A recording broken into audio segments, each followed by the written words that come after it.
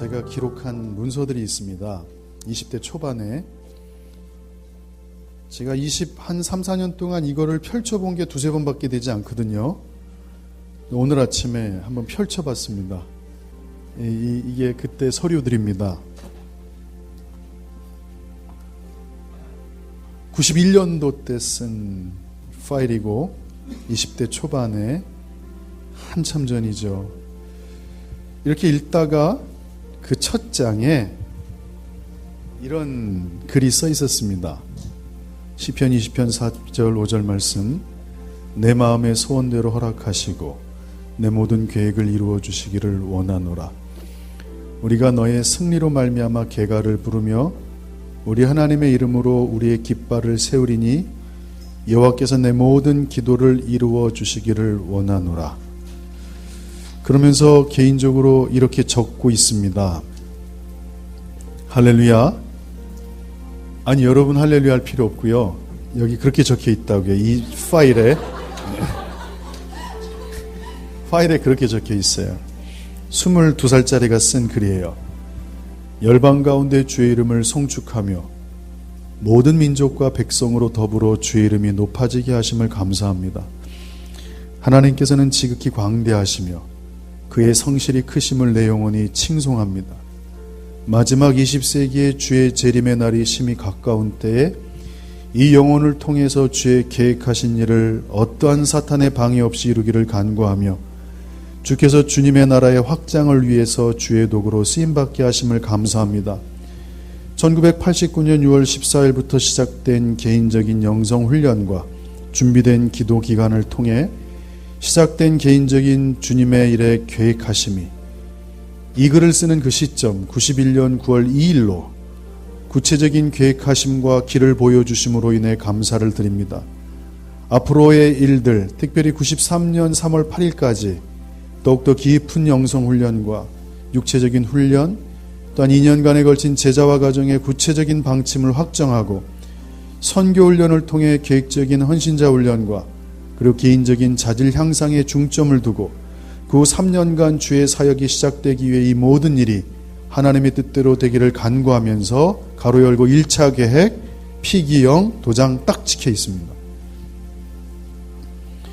22살 어린 나이였는데 하나님께 이렇게 간구하면서 써내려간 내용을 오늘 새벽에 살펴보면서 다음 장 맨 밑에, 그 다음 장 파일 맨 밑에 이런 글이 있어서 잠시 웃었습니다. 이 계획은 주님의 인도하심을 따라 변경될 수 있습니다.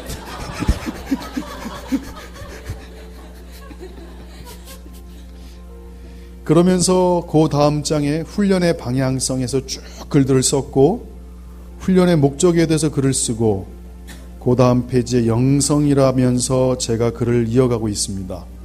그러다가 영성이란 무엇인가 정의를 내린 부분이 있어서 읽어내려가 제가 참 놀랐습니다.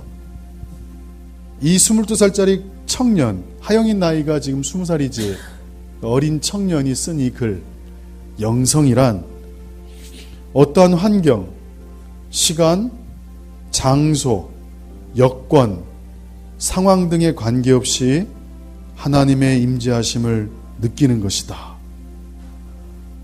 지금 제가 설교하는 내용을 이 22살짜리가 지금 가르치려고 정의를 내리고 있다는 거에 놀랐습니다. 여러분, 진짜 영성이 무엇이냐? 하나님의 임재가 그 사람이 가 있는 곳에 머물러 있어야 됩니다. 요즘 제 집이 되게 기쁜 것 중에 하나는 뭐냐면 차를 타면 우리 예도가 퀴즈를 너무 좋아해서 아빠, 예도는 내부간선도로를 고속도로라 그래요. 고속도로 올라가면 무조건 퀴즈 내는 거다. 그럼 예진이 저 안에 넷이서 퀴즈를 계속 하는데 어저께 돌아가는 분위기는 거의 부흥의 수준이었습니다. 요즘 예진이 예도가 암송을 너무 많이 해요. 예진이가 아빠 나 시편 1편 다 외울 수 있어, 몇 편 다 외울 수 있어, 몇 편 다 외울 수 있어, 이렇게 나와요. 요한복음 1장 1절부터 끝까지 다 외울 수 있어. 왜냐하면 훈련이 그렇기 때문에 아이가 계속 말씀을 외워요. 나한테 그런 문제를 내요. 저한테 아빠 잘 들어, 요한복음 1장 18절 뭐야? 그 첫 글자가 어떻게 돼? 그럼 예도가 그래. 아빠, 시편 1편 5절이 뭐야? 그러면서 느낌이 뭐냐면 이 차 안이 계속 찬양을 틀어놓고 거기서 신앙적인 것들 진행이 되면서 가끔은 찬양을 같이 불러요. 왕이신 나의 하나님 찬양이 나오면 예도가 뒤에서 소리를 질러요. 왕이신 나의, 박자도 안 맞는데 음도 잘 안 맞는데 불러요. 그게 너무너무 감사해요. 좀 지나면 저희 차에 하나님의 임재가 가득할 것 같아요. 할렐루야. 제가 지금 말씀드리는 걸 여러분 잘 생각하셔야 돼요. 여러분이 교회에서 느끼는 임재의 정도가 그대로 여러분이 머무는 장소에 있게끔 하셔야 된다는 거예요. 그걸 훈련하셔야 돼요. 그 임재가 다가오려면 많은 시간 기도와 찬양이 필요해요. 그래서 가정의 신방을 가다 보면 어느 집에는 딱 들어가자마자 알아요. 임재가 있는 걸 알아요. 근데 어느 집은 임재가 없는 걸 알아요. 그래서 임재가 없을 경우에는 계속해서 찬양을 같이 불러주고 예배를 드리고 하나님의 임재를 초청해요. 22살짜리 어린 꼬마가, 물론 이게 자기 내용이겠어요? 어디서 카피한 거겠죠. 그렇지만 이 내용이 그 젊은 친구한테는 너무나 귀했던 것 같아요. 영성이 뭐냐? 어떤 환경에도 상관없이, 시간이 어떻든 상관없이, 장소가 어떻든, 내 여건이나 상황이 어떻든 관계없이 하나님의 임재하심을 느끼는 것이다. 제임스 도한 목사님께서 입원하셨어요. 사모님께서 제임스 도한 목사님 사모님이 입원하셨어요. 다리가 부러지셔가지고 한국에 오셔가지고 한 2달 가까이 병원에 계셨는데 거기에 이렇게 인식표가 있어요. 병원에 보면 환자 이름 있잖아요. 어떻게 썼냐면 덜함, 옥순 뭐 이렇게 써 있어요. 더함도 아니고 덜함. 처음에 덜씨가 있나 막 사람들이 그랬을 거예요. 근데 한 가지 놀라운 게 있었어요. 제가 정말 많은 사람들 병원 신방을 가봤고 그 환자들이 어떻게 사는지를 아는데, 세상에 사모님은 거기서 사역하고 계세요. 옆방에서들 날라와요. 기도해달라고. 매일매일 기도해줘요, 사람들. 그분이 가니까 그 병실의 영적 대기가 바뀌어 있어요. 그럼 제임스 목사님이 사역하다가 지방에서 한국에 잠깐 서울에 올라오시면 또 기도해 주세요. 놀라웠어요. 정말 이분은 다르다. 하나님의 임재를 가는 곳마다 이렇게 땡겨 오시는구나. 사람의 눈치를 안 봐요. 그냥 예수 그리스도를 전파해요. 거기에 살아있더라고요. 그게 임재를 살아가는 사람이에요. 여러분, 정말 영성이 무엇이냐? 여러분, 하나님 앞에서 신앙적으로 장성한 자들 되고 싶으십니까? 이 어린아이의 고백을 들으십시오. 환경, 시간, 장소, 상황 상관없이 주의 임재하심을 느끼는 것. 여러분, 이런 거예요. 예배 드릴 때 정말 온몸이 막 찌릿찌릿하고 하나님의 임재가 있는 걸 느껴요. 이게 가정에도 있어야 되고요. 여러분 개인 재단에도 있어야 되고요. 사업장이나 차 안이나 가는 곳마다 있어야 돼요. 그거를 훈련하라는 거예요. 그 사람들은 어느 곳에 가든지 하나님의 임재를 경험하는 자들인 거예요. 참 놀라웠어요, 아침에. 어느 시간이든지 어느 곳에든지 느끼는 것. 그러면서 이 청년이 예배에 대한 정의를 쭉 적어나가고 있어요. 그러면서 이렇게 쓰고 있어요. 예배의 본질은 무엇이냐? 드리는 거다. 무엇을 얻으려고, 위로받으려고, 은혜 받으려고, 기쁘려고, 좋은 감정이나 기분, 축복받으려고 드리는 것은 예배를 오해하는 거다. 예배의 본질을 오해한 것이다. 예배는 하나님께 드리려고 온 것이다. 예배는 무엇이냐 하면서 계속 정의를 내리고 있어요. 그러면서 끝에 이렇게 쓰고 있더라고요. 예배의 개념은 사람이 존경과 경외감을 갖고 최상의 존재 앞에 엎드려 절한다. 여기도 분명해요. 예배 드릴 때 정말 하나님이 존귀한 분인지 가치 있는 분인지 생각하고 옷이나 매무시나 마음 자세를 정성껏 하는 사람이 있는 반면에 죄송하지만 딥이 자는 사람이 있었어요. 그 사람은 하나님과 아무 상관없어요. 하나님이 누군지 몰라요. 회사 사장이 와도 그렇게 안 해요. 맞아요? 틀려요? 맞아요.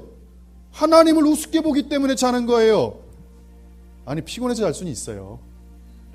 피곤하면 줄 수 있죠. 제 말은 그게 아니에요. 자세가 정말 하나님이 존귀한 분인지 그분이 살아 계신지 만난 사람들이라면 삶의 자세가 틀려져요. 그분 앞에 정말로 최선의 것을 드리려고 그래요. 안 나는 목소리지만 테너나 소프라노처럼 성악을 전공하진 않았지만 옆에 사람이 들으면 조금 음이 이탈되기도 하지만 소리 버럭버럭 지르며 하나님 존귀하세요. 하나님 왕이세요. 이런 예배를 드린다 이 말입니다. 정말 여러분 예배가 하나님이 존경받으시기에 합당하신 분이라고 생각하십니까? 하나님을 경외하십니까? fearfully 뭐예요? 두려워하는 거예요. 경외한다는 건 그분을 정말 조심한다는 거예요. 그분이 정말 최상의 존재라면 여러분 이럴걸요? 오늘 갑자기 누가 면접을 보라고 그래요. 직장 가려는 사람이 근데 삼성그룹 이건희 회장이 독대하자고. 아마 그 전날부터 머리 깎을 겁니다. 양복 쫙 다릴 겁니다. 양발도 새거 꺼내가지고 신을 겁니다. 구두도 아마 포싱할 겁니다. 가서 막 깨끗하게. 그리고 목욕도 할 겁니다. 아침도 적당히 먹을 거고 그 다음날 일찍 깰 겁니다.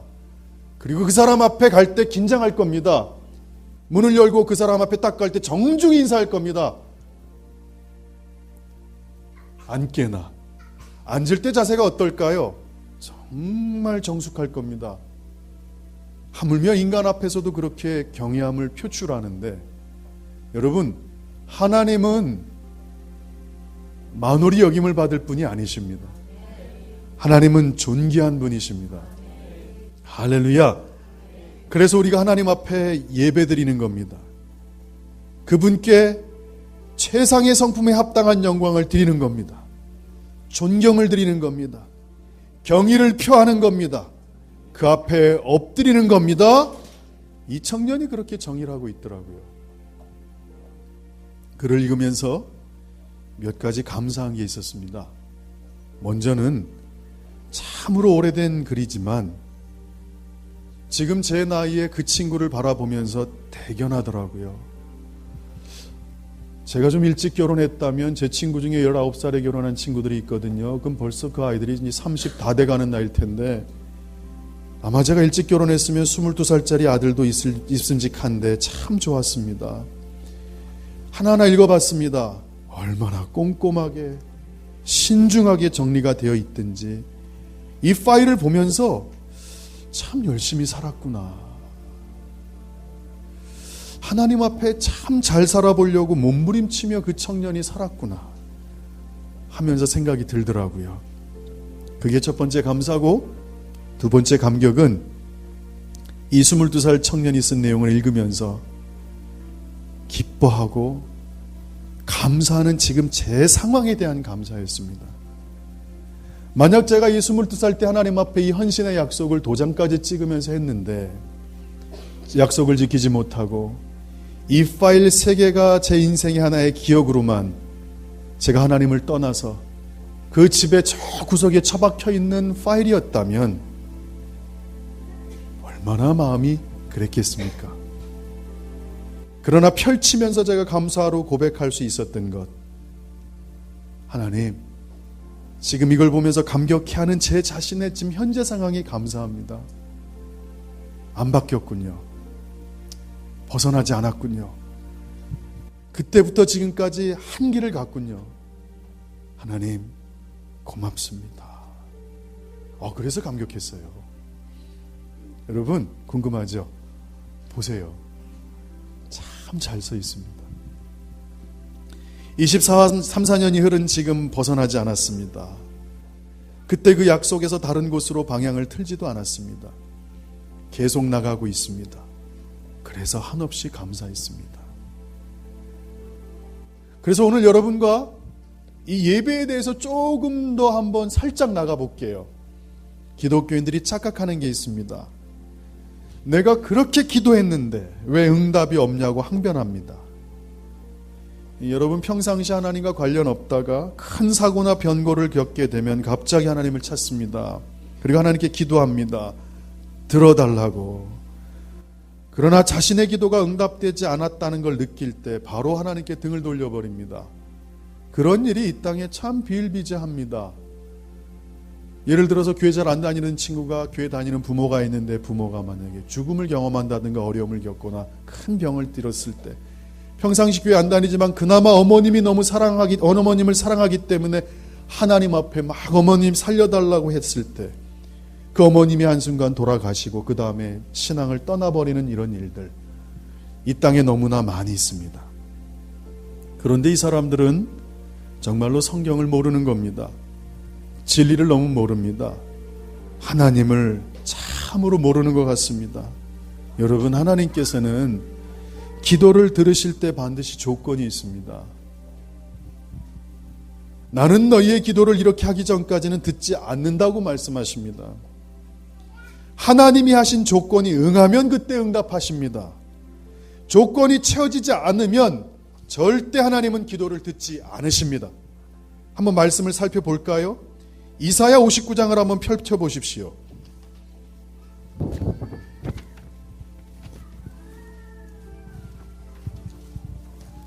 이사야 59장입니다.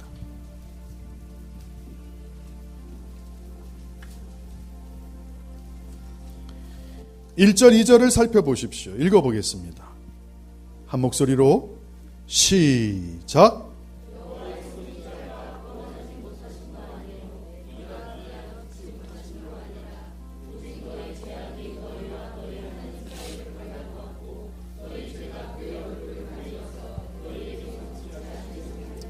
이 말씀을 잠깐 인식표로 표시를 하시고 예레미야 7장 16절로 가보겠습니다. 이사야 다음이 예레미야입니다. 예레미야 7장 16절입니다. 같이 읽어보겠습니다. 준비되셨죠? 7장 16절 시작.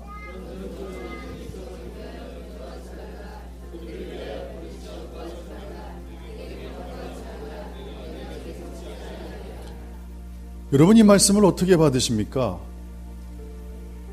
지금 이사야 선지자와 예레미야를 통해서 하나님은 니들 기도 듣지 않겠다고 얘기하십니다.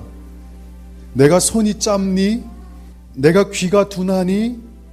그래서 듣지 않은 게 아니다. 너희와 나 사이에 무언가가 있기 때문에 내가 도저히 그 기도를 들을 수가 없다. 예레미야야, 부탁인데 그 백성을 위해서 기도하지 말아라. 인제는 그들을 위하여 부르짖지도 말아라. 내게 간구하지도 말아라.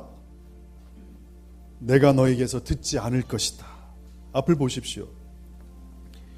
다시 말해도 아무리 간절히 기도를 해도 본인들이 하나님의 조건에 맞는 삶을 살아내지 않으면 하나님은 어떻게 하실 수가 없습니다. 결국 문제는 기도드리는 그 사람의 문제 때문에 응답이 안 되는 겁니다. 명심하십시오. 본질은 하나님께서 문제가 있거나 응답을 안 해주셨다는 것에 섭섭한 마음보다 기도를 드린 그 사람 때문에 정작 그 사람이 살아날 수 있었는데, 정작 그 사람이 예수를 믿을 수 있었는데, 정작 그 사람의 생명을 잉태할 수 있었는데, 문제가 해결될 수 있었는데 기도가 응답될 수 있음에도 불구하고 기회가 상실돼 버린 겁니다. 하나님 때문에 기도 응답이 되지 않은 게 아니라 결국 그 사람 때문에, 나 때문에 응답이 안 된다는 사실입니다. 그러니 여러분, 하나님께 섭섭해하지 마십시오. 나로 인해서 응답이 안 된 그 사실을 빨리 깨달아야 됩니다. 하나님은 반드시 컨디셔널 조건이 있으십니다. 악한 길에서 돌아오면, 죄를 끊고 내 얼굴을 향하면 내가 회복할 것이다. 할렐루야. 나로 인해서 수많은 기도가 응답될 수 있었음에도 불구하고 그렇게 되지 않은 것에 대해서 슬퍼하십시오. 그걸 회개하십시오. 내가 그때 정말 하나님과의 관계가 밀접했었고 하나님의 얼굴을 구하는 삶을 살아냈더라면 나의 기도를 통해 그 사람이 살 수 있었습니다. 내가 하나님과 깊은 임재 가운데 있었다면 그 사람이 일어날 수 있었습니다. 그러면서 이렇게 대답합니다. 하나님은 사랑이시잖아요. 하나님 좋다면서요. 그런데 내가 좀 못나고 죄를 좀 져도 거룩하지 않아도 기도 응답해 주셔야지. 그게 좋은 하나님 아니십니까? 이렇게 대답한다는 것이죠. 그것도 정말 하나님을 모르는 얘기입니다. 하나님은 정말 신실하십니다. 그리고 하나님은 자신이 약속하신 말씀을 지키십니다. 그분은 공의로운 분이십니다. 그러니 하나님이 약속하신 그 말씀을 어떻게 번복하십니까? 당신이 그렇게 하시겠다고 이미 조건을 내세웠는데, 이렇게 하면 이렇게 해주시겠다고 말씀하셨는데, 너희가 율법을 지키고 내 말씀을 경외하면, 너희가 날마다 내 말씀대로 살아가면 내가 형통케 한다 그랬는데, 너희가 나를 떠나면 너희에게 저주가 임한다 말씀하셨는데, 이 말씀을 두신, 이 말씀을 고백하신, 이 말씀을 약속하신 하나님께서 어떻게 스스로 그 약속을 어기실 수 있겠습니까? 그러니 이 질문 또한 정말로 말도 안 되는 질문이 돼버리는 겁니다. 하나님을 정말 모르는 겁니다. 사실 하나님도 돕고 싶으십니다. 하나님이 여러분이 응답되는 것보다 더 원하십니다. 그 불신자였던 청년이 하나님께 울부짖을 때 그 어머니가 살아나기를 정말로 하나님이 원하십니다. 그런데 문제는 너와 내 사이에 죄가 가라앉고 있구나. 미안하다. 내가 원하지만 안 된다. 응답하고 싶지만 그게 안 된다. 너의 모든 필요를 다 채워주고 싶지만 안 된다. 길은 하나밖에 없다. 너의 죄를 자복하고 그 얼굴을 향해서 나를 바라봐라. 그리고 내 얼굴빛으로 너를 비추게 될 것이다. 할렐루야. 여러분, 이 말씀을 명심하십시오. 그래서 이 땅에 수많은 기도가 하늘나라로 가지 못합니다. 하나님의 보좌로 다가가지 못합니다. 대부분 죄송하지만 쓰레기처럼 취급이 됩니다. 이사야 말씀을 기억하십시오. 여호와의 손이 정말 짧으냐? 여러분, 하나님은 홍해를 가르신 분입니다. 아멘. 예수 그리스도는 말씀으로 그 거친 풍랑을 잠잠케 하셨습니다. 말씀으로 죽은 자를 살려내셨습니다. 예수님께서 말씀으로 눈먼 베드로 장모의 눈을 뜨게 하셨습니다. 예수님 말씀으로 소경 바디메오의 눈을 뜨게 하셨습니다. 하나님은 능력 있는 분이십니다. 하나님은 온 땅에 창조주십니다. 지금도 역사하고 계시고 지금도 수많은 기적들이 일어나고 있습니다. 하나님은 손이 짧아서 구원 못하시는 게 아닙니다. 귀가 둔해서 듣지 못하는 게 아닙니다. 너희 죄악이 너희와 너희 하나님 사이를 갈라 놓았기 때문입니다. 너희 죄가 하나님의 얼굴을 가리웠다고 얘기하고 있습니다. 그래서 여러분, 성경에서 민수기 6장 24, 25절에서 여호와의 얼굴빛을 비춰달라는 이 말씀이 왜 이스라엘 백성에게 대제사장 모세, 아로나, 언제든지 너가 예배를 드릴 때 이스라엘 백성을 향해서 그 말씀을 선포해라. 얼굴빛을 비춰주셔서 은혜 주십시오. 얼굴을 향하여 드사 비춰주셔서 그들에게 평안 주시고 지켜주시고 복 주십시오. 이 기도가 왜 가장 강력한 기도고 가장 축복의 기도인지, 아론의 대제사장이 백성들에게 제사 때마다 절기 때마다 이 손을 들어서 그들을 축복했던 기도가 왜 이것인지를 여러분 기억해 두셔야 됩니다. 하나님의 얼굴, 그 얼굴이 가리워진 것은 여러분 때문입니다. 그래서 하나님이 듣지 않으신다는 겁니다. 예레미야야, 너가 부탁인데 백성을 위해서 이제 기도하지 마라. 네가 아무리 기도해도 그 죄값 때문에 안 된다. 이렇게 얘기하고 있습니다. 간구하지 마라. 나 듣고 싶지 않다. 오늘 여러분이 인식해야 될 것 중에 하나가 내가 드리는 기도가 정말로 하나님 앞에 응답되려면 조건이 있다라는 걸 명심하십시오. 주님은 이렇게 얘기하십니다. 야고보서 5장 16절에 죄를 먼저 고백해라. 그리고 병이 낫기를 위해서 기도하면 그때 역사하는 힘이 크다. 할렐루야. 결국 하나님의 문제도 아닙니다. 수많은 사람이 착각하는 겁니다. 왜 여러분의 기도가 응답이 안 되셨는지 이제 정확하게 아셨을 겁니다. 만약 하나님을 여러분 이 땅의 잡신들처럼 언제든지 돈 몇 푼 내면 국거리 하면 산에 가면 붙어있는 그 동상이나 우상들처럼 찾아가면 언제든지 복을 빌 수 있는 그런 하나님이 아니십니다. 문제가 발생되면 해결해달라고 득달같이 그때 달려가서 소원이 성취되기를 해달라고 간구한다면, 하나님이 그런 분이라면 여러분은 신앙을 철저하게 세상적이고 정말 미신적이고 점을 치는 사람들처럼 하나님을 알고 있는 겁니다. 그건 비신앙적인 겁니다. 하나님의 말씀을 너무 모릅니다. 교회를 다녀도 예수를 10년 20년 믿어도 미신인 듯이 하나님을 믿는 자들입니다. 정말로 문제가 심각한 겁니다. 여러분 명심하십시오. 하나님은 인격이십니다. 하나님은 관계십니다. 인격이 대체 뭡니까? 아주 쉬워요. 누군가 이렇게 물어보는데 밥을 먹다가 음식이 나오면 좀 싸달라고, 이거 싸주세요 했을 때 종업원이 기분 좋게 알았어요. 그때 여러분 마음 어떻습니까? 이 집 다시 와야지. 그렇지 않아요? 근데 이 사람이 조금 까칠해요. 그러면 가고 싶은 마음이 안 생겨요. 인격이기 때문에 안다고요.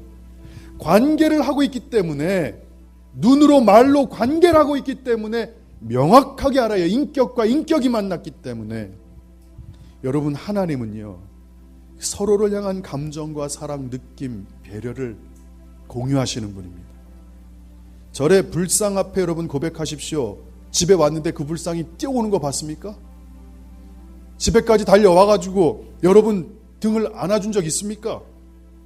여러분 찾아갈 때만 이쪽에서나 보지 저 뒤에 가면 쳐다보지도 않습니다. 걔는 계속 이러고 있습니다. 옆에 가서 아무리 해도 인격적으로 다가오지 않습니다. 그게 이 세상 신들입니다. 아무런 인격이 없는 신들. 하나님은 그런 이 땅의 잡신이나 우상이 아닙니다. 하나님은 인격입니다. 창조주십니다. 여러분의 사랑의 고백을 원하시고 관계를 너무나 갈망하시는 인격의 하나님이십니다. 여러분이 그를 전심으로 찾을 때 주님이 여러분을 찾으신다고 말씀하십니다. 그게 인격입니다. 여러분 보십시오. 사랑의 관계도 한 사람이요, 정말로 그 여자가 마음에 들어서 대학교 4년 동안 수많은 남자 사귀어도 그냥 두고 지켜봤다가 어느 순간 그 여자아이가 조금 힘들 때 달려가서 지극정성을 다합니다. 처음에는 얘 뭐야? 다른 선배들이나 친구들에 비하면 별거 없는 선배인데 계속 달려드니까 어느 순간 날 사랑하나 보네? 마음을 조금씩 엽니다. 나중에 어떻게 됩니까? 결혼해서 하영이를 낳은 겁니다. 웃는 분들은 아시겠죠? 왜 그렇습니까? 한 사람이 정말 사랑한 겁니다. 마음을 다한 겁니다. 그때 이 사람이 반응합니다. 하나님은 인격이기 때문에 말씀을 읽어보십시오. 너희가 나를 전심으로 찾느냐? 내가 너를 전심으로 구하겠다. 너희 하나님 여호와가 너희 가운데 계시니 그원은 구원을 베푸실 전능자라. 너 때문에 내가 기쁨을 이기지 못한다. 너를 정말 잠잠히 사랑한다. 너로 말미암아 내가 즐거이 부르며 기뻐한다. 이게 하나님의 마음이세요. 하나님은 질투하는 분입니다. 하나님의 사랑은 죽음같이 강하십니다. 불길같이 일어나십니다. 그 사랑을 끌 자가 없습니다. 사랑이 홍수를 삼킬 거라고 와가서 8장에서 얘기합니다. 장엄한 말씀입니다. 사랑은 죽음보다 강하고 불길같이 일어나고 그 사랑을 끌 자가 이 세상에는 아무도 없다. 하나님이 이 땅의 백성을 향한 그 사랑의 고백입니다. 사랑이 홍수를 삼켜버릴 것이다. 이 정도로 맹렬하게 하나님이 관계를 요구하십니다. 그래서 기독교는 인격의 종교입니다. 기독교는 관계입니다.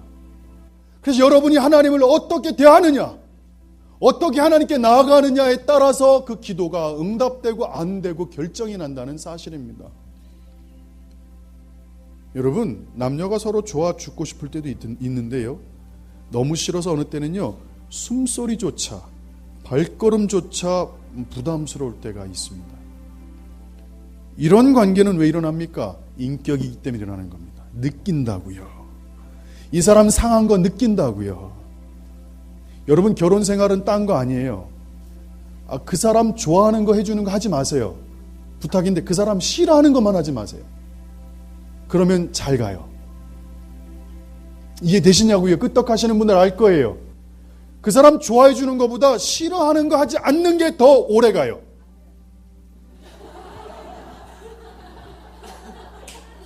이건 살아본 사람만 알아요.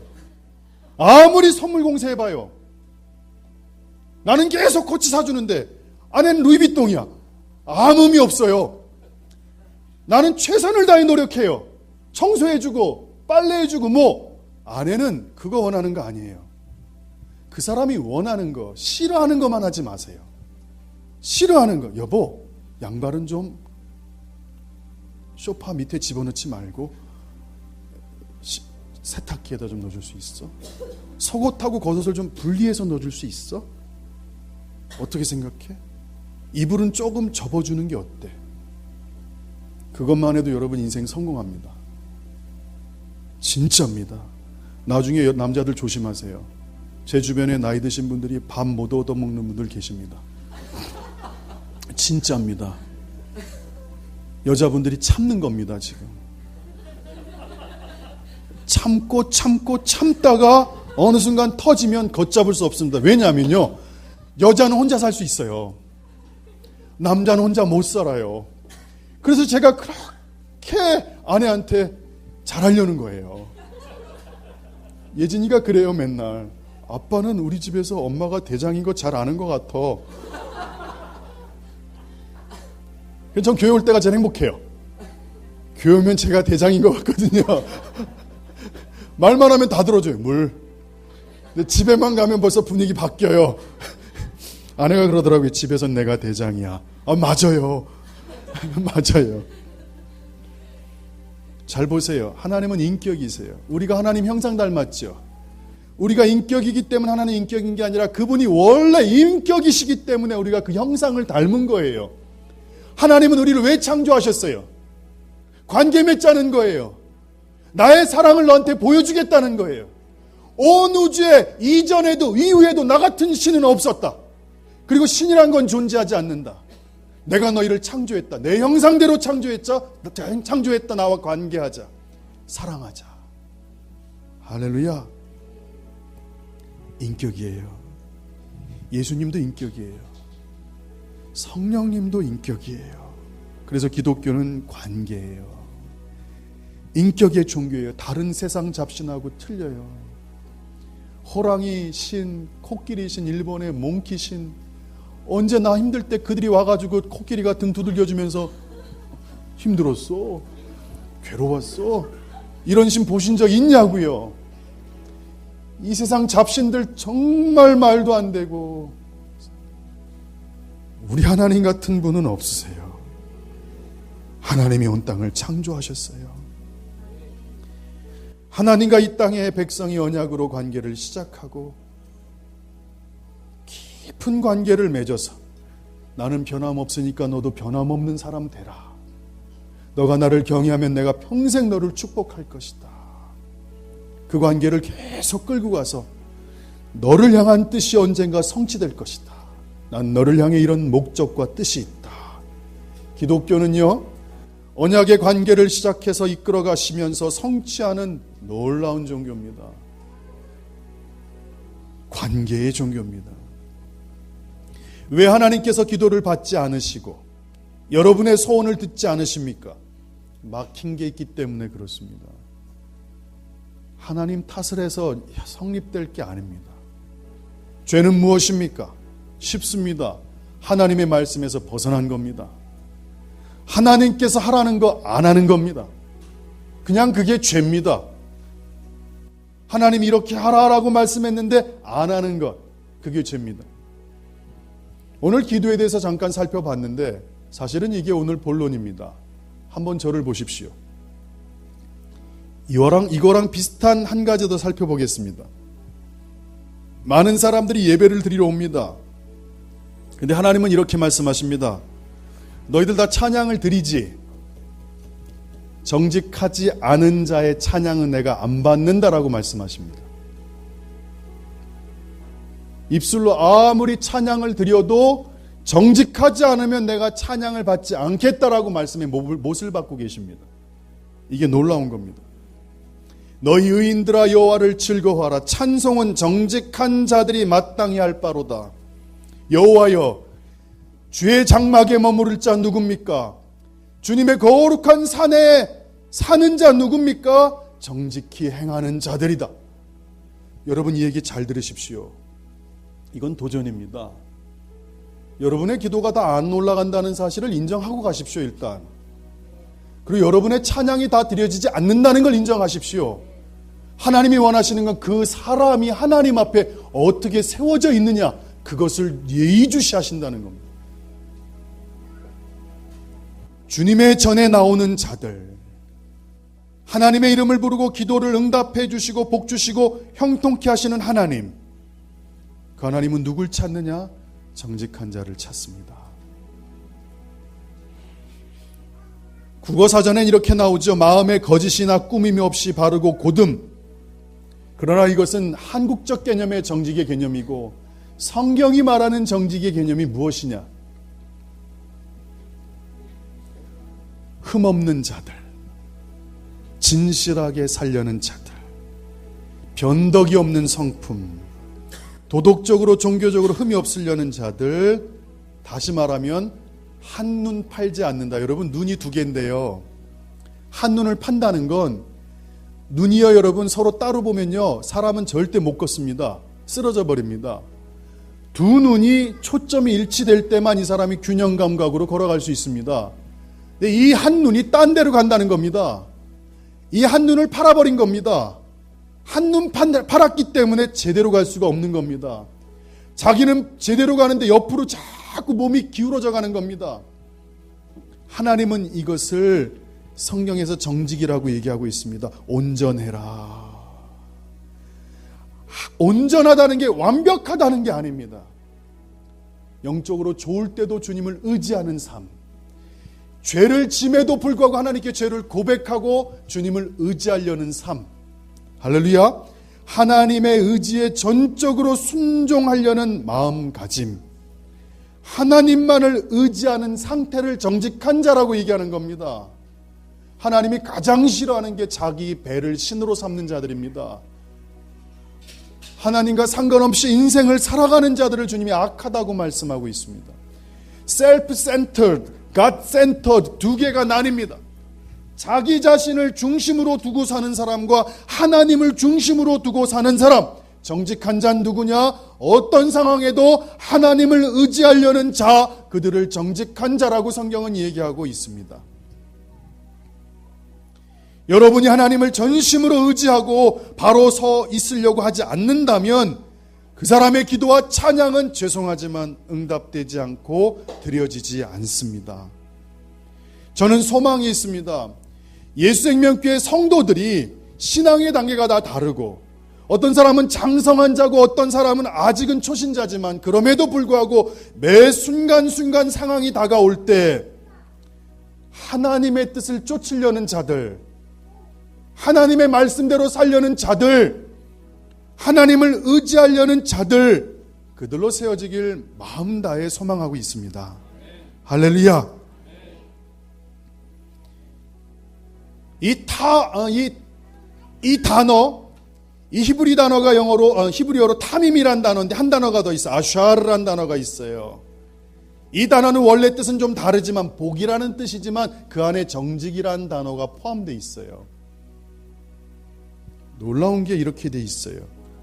아샤르, 똑바로 가는 것. 근데 이 단어가 어디 써 있는지 아십니까? 시편 1편. 복 있는 사람은 악인의 길을 따르지 아니하며. 이 복 있는 사람이 바로 아샤르입니다. 그들이 바로 정직한 자들입니다. 저는 예수생명교회 하나님께서 정직한 자들에게 주시는 축복을 경험하기를 소망합니다. 할렐루야. 여러분의 찬양이 예배가 하나님께 드려지려면 하나님께 정직하십시오. 시편 140편 13절에 진실로 의인들이 주의 이름에 감사하며 정직한 자들이 주의 앞에 살게 될 것이다. 욥기 4장 7절 생각해봐라. 죄 없이 망한 자가 누구인가? 정직한 자가 끊어진 적이 있느냐라고 물어보십니다. 시편 51편 10절 하나님이여 내 속에 정한 마음을 창조하시고 정직한 영을 새롭게 하여 주시옵소서. 여호와는 의로우사 의로운 일을 좋아하시니 정직한 자들이 그의 얼굴을 보게 될 것이다. 하나님 여기서는 아멘 하셔야 됩니다. 아멘. 여호와 하나님은 해요 방패시라. 여호와께서 은혜와 영화를 주시며 정직하게 행하는 자에게 좋은 것을 아끼지 아니하실 것임이니이다. 여호와께 정직한 자들에게 모든 대적을 쫓아내 버려 주겠다.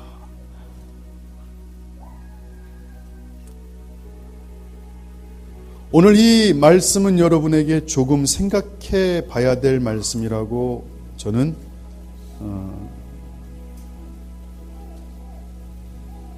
마음속에 갖고 있습니다. 여러분, 하나님은 인격이라는 사실을 명심하십시오. 여러분이 얼마나 하나님 앞에 마음을 다해 가는지, 정직한 삶을 살려고 몸부림치십시오. 쉽게 얘기할게요. 잘못한 걸 잘못했다고 인정하면 정직한 겁니다. 아멘. 하나님은 실수를 뭐라 그러시는 게 아닙니다.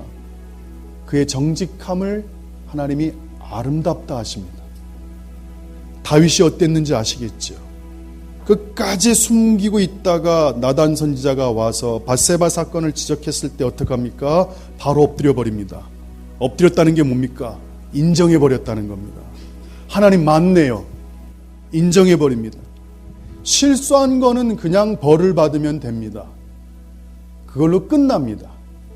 그러나 정직하지 않을 때는 사망이 찾아옵니다. 오늘 저는 여러분들 인생에서 실수도 있을 거고 어려움도 있을 겁니다. 그때마다 정직함을 선택하십시오. 하나님 제가 잘못했다면 잘못했습니다라고 고백하십시오. 신기한 게 뭔지 아십니까? 사람도 그런 사람은 용서합니다. 이게 아주 신기해요. 제가 어릴 때 처음으로 돈을 한번 훔쳤어요. 짤짤이 하니라고 아버지 돈을.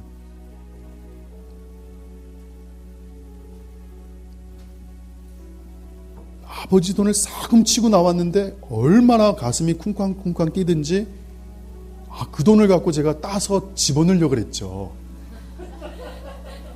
근데 다 잃어버렸네요. 근데 그날따라 아버지가 그 돈의 행방을 물어보는 거예요. 아이고 맙소사. 근데 어린 나이에 그걸 고백했어요. 아빠, 제가 잘못했어요. 제가 가져갔어요. 그때 아버님이 용서를 해주시더라고요. 5년 뒤에 똑같은 상황이 벌어졌어요.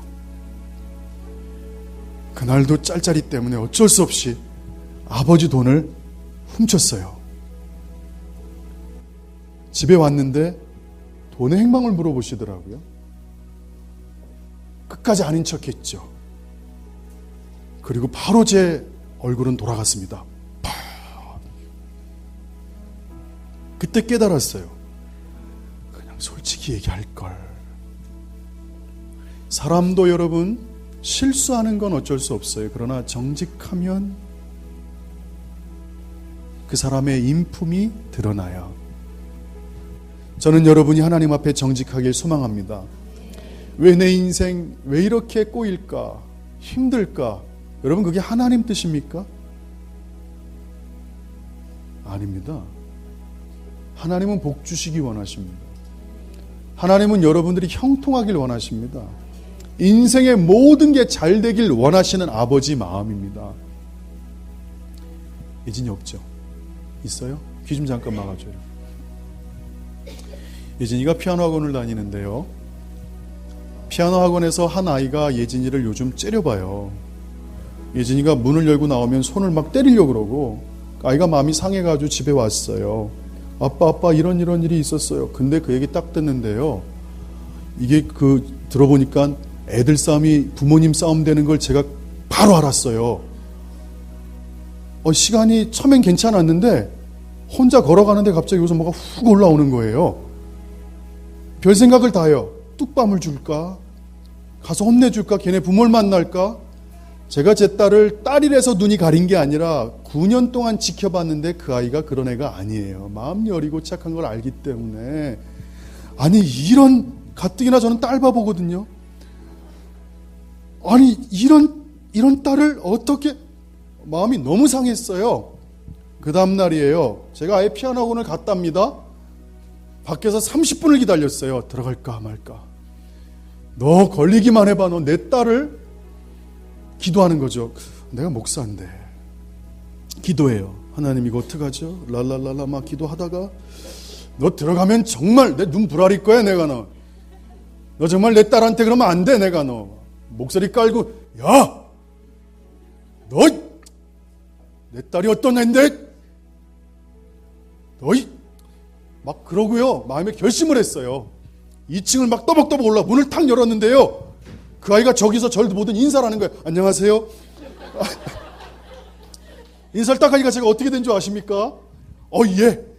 너 피아노 천재지. 아유, 너 선하나 예원 가라 얘. 넌 너무 잘하는 애야. 기대가 크다. 아니 여러분 석과 거지 틀린 얘기가 나오더라고요. 그 아이를 보는데 나올 때까지 서너 번을 반복했어요. 칭찬을.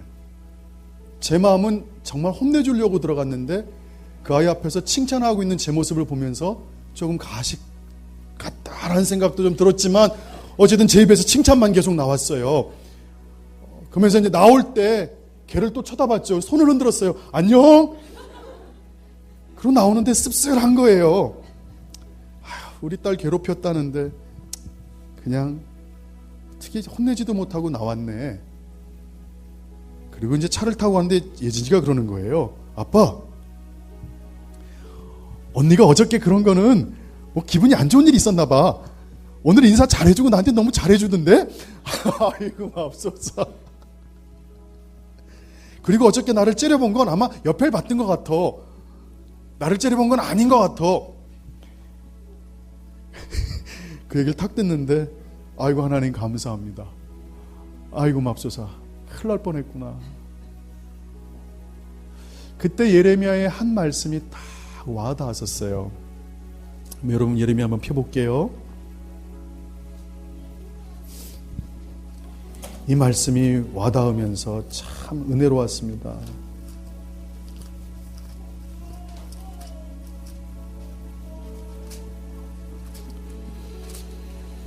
여러분 피목사가 성경을 지금 못 찾고 있는 거에 대해서 이상하게 생각하지 마세요. 이거 다음 주 설교했는데 지금 해버린 거예요. 제가요. 예레미야 보면요, 주님이 이렇게 말씀하고 있어요.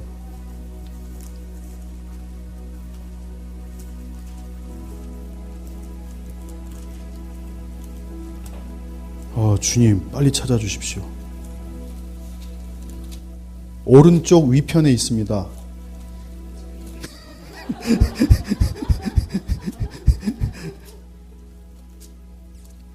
빨리 찾아보십시오. 여러분들 돌리시다 보면 나옵니다.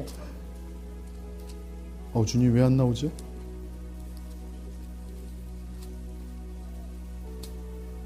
여기 나오네요. 8장 18절에서 22절. 우리 주님의 마음이 예레미야를 통해서 예레미야가 한 고백이에요. 슬프다. 나의 근심이여 어떻게 위로를 받을 수 있을까? 내 마음이 병들었도다. 내 딸 백성의 심히 먼 땅에서 부르짖는 소리로다. 21절. 딸 내 백성이 상하였으므로 나도 상한다. 슬퍼하며 놀라움에 잡혔다. 22절. 길르앗에는 유향이 있지 아니한가? 그곳에는 의사가 있지 아니한가? 딸 내 백성이 치료를 받지 못함이 어찌 됨인고? 저를 보십시오. 그러면서 예레미야가 고백합니다. 내 머리가 물이 됐고 내 눈은 눈물의 근원이 됐고 죽임을 당한 딸 내 백성을 위하여 주야로 울리로다. 이 말씀을 읽는데 마음속에 훅 들어오더라고요. 예레미야가 한 고백이지만 아버지 하나님의 마음이에요. 그 딸 시온이 황폐화되고 그 딸이 예루살렘 이스라엘이 완전히 상하게 된 것에 대해서 인격적으로 비교하고 계셔요. 비유하고 계세요. 의사가 없구나. 내 딸 백성이 치료를 받지 못하게 됐구나. 내 딸을 위해서 내가 추야로 울고 있구나. 저를 보십시오. 잠깐 딸 얘기를 제가 강대상에서 드렸지만 그게 아비 마음입니다. 아버지 마음이 그렇다는 겁니다. 여러분, 하나님은요, 깊은 관계를 맺고 그분의 임재 안에 머물러 있는 그 백성들을 향해서 이 마음을 쏟아 부으십니다. 여러분이 하나님을 전심으로 찾으면 하나님이 그 딸을 향해서 이 눈물의 고백을 하십니다. 선지자를 통해 내 백성을 위하여 주야로 울게 하십니다. 선지자들을 통해서. 그게 하나님이십니다. 하나님은 인품이십니다. 할렐루야. 오늘 여러분 명심하십시오. 나의 기도가 하나님께 상달되기 위해서 내가 어떤 상태로 하나님께 나가야 되는가? 내 찬양이 하나님께 드려지기 위해서 어떤 삶을 살아야 되는지 여러분 명심하기를 소망합니다. 할렐루야. 아멘. 마지막입니다.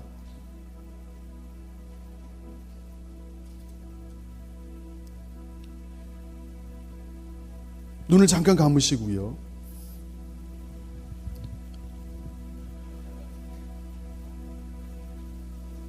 어떤 상황이 발생이 됐을 때 여러분의 육성이나 감정이 상해서 뭔가 올라올 때 반대로 가십시오. 정말 미우면 여러분 뭔가 선물을 사주십시오. 가서 한 대 지어받고 싶으면 머리를 쓰다듬고 축복해 주십시오. 반대로 가십시오. 하나님의 말씀을 선택하십시오. 육성은 죄성입니다. 하나님의 말씀과 위반됩니다. 저도 왜 그 아이를 위해서 칭찬했는지 정말 모르겠습니다. 그러나 한 가지 깨달았어요. 자유케 되더라고요. 미워하는 마음이 싹 사라지더라고요.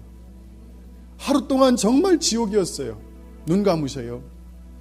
제가 고통당하고 제가 욕먹고 누군가 얻어맞는 건 괜찮겠는데 내 딸이 저렇게 어려움을 당한다는 생각을 하니까 잠이 안 와요. 학원을 그만둬야겠다고 아내까지 얘기를 했어요. 그게 아버지 마음이에요. 하나님 아버지가 여러분을 향해서 질투하세요. 예수 그리스도의 핏값으로 여러분을 사셨다고요. 내 백성이 고난당하는 걸 하나님이 가장 싫어하세요. 하나님이 내 백성이 가장 잘 되길 그분이 원하세요. 하나님은 어제나 오늘이나 처음부터 끝까지 변한 적이 한 번도 없으세요. 에덴 동산에서 이 땅의 백성들이 통치권을 갖고 하나님처럼 살길 원했어요. 그러나 이 땅의 백성들이 하나님을 대적하고 거역하고 죄 가운데 들어갔어요. 원인이 누구예요? 하나님은 이 죽어가는 백성의 자신의 독생자 예수 그리스도까지 드렸어요. 자식이 십자가에 달려 죽는 것까지 하나님께서는 허락하셨어요. 그게 아버지 하나님의 사랑이세요. 왜 여러분 하나님의 사랑을 이렇게 인간적으로 하나님 보고 잘못 봐서 하나님을 오해하십니까? 하나님은 말씀에 분명히 얘기하고 있어요. 너희가 아무리 울부짖어도 내가 듣지 않겠다. 너희가 아무리 나한테 간구해도 난 듣지 않겠다. 너희의 죄가 내 얼굴을 가리웠다. 그러면 여러분 인간의 편에서 뭘 해야 되는 거예요? 하나님은 어제나 오늘이나 변함이 없어요. 오늘도 생명처럼 여러분을 사랑하세요. 오늘도 불꽃 같은 눈으로 여러분을 지켜보고 있어요. 오늘도 하나님께서 이 땅을 향해서 하나님의 모든 생명과 사랑이 홍수를 잠잠케 할 정도로 쏟아 부어지고 있어요. 그 은혜가 한량없이 부어지고 있어요. 문제는 바로 우리들입니다. 여러분이 정직하지 못해, 여러분이 하나님과 사이에 죄 가운데 있기 때문에 하나님 앞에 나가지 못하고 응답되지 않는 것들, 하나님 말씀에 이렇게 살라고 얘기했는데 여러분 그렇게 살지 않음으로 인해서 하나님이 응답하실 수 없는 하나님의 마음을 아십니까? 성령의 비가 내립니다.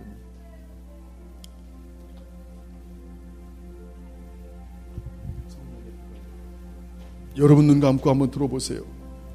여러분이 하나님 앞에 정직하고 하나님 앞에 의롭게 살았다면 여러분 통해서 죽어갈 사람들이 많이 살아날 수도 있었어요.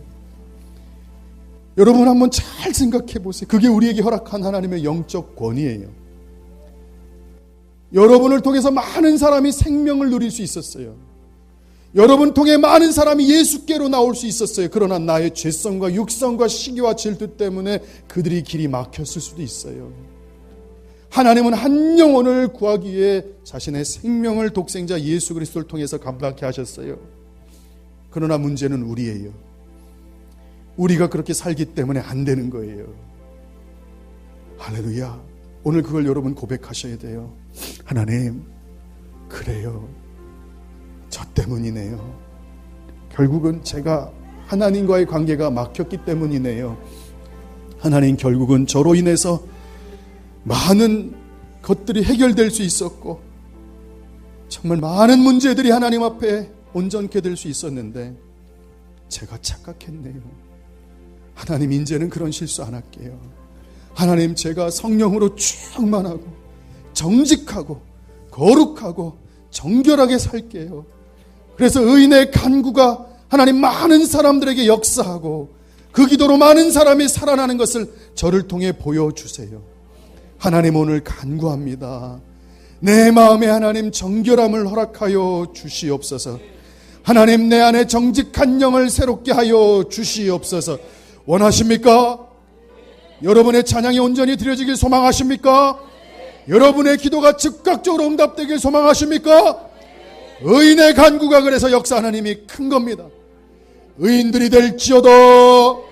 하나님 앞에 정직히 행하고 말씀 가운데 머물지어다. 하나님의 임재 가운데 있을지어다. 어느 곳에 가든지 하나님의 임재를 끌어들이는 사람들 될지어다. 육성이 올라올 때 하나님의 말씀대로 나갈지어다. 질투가 올라오면 사랑으로 다가갈지어다. 미움이 다가오면 그들을 품을지어다. 축복할지어다. 이 시간 두 손 높이 들고 여러분 자신을 위해서, 변화되지 않은 속성들을 위해서, 하나님으로부터 멀어지게 했던 죄들을 위해서 주여 한번 멀어지고 당하며 기도합시다.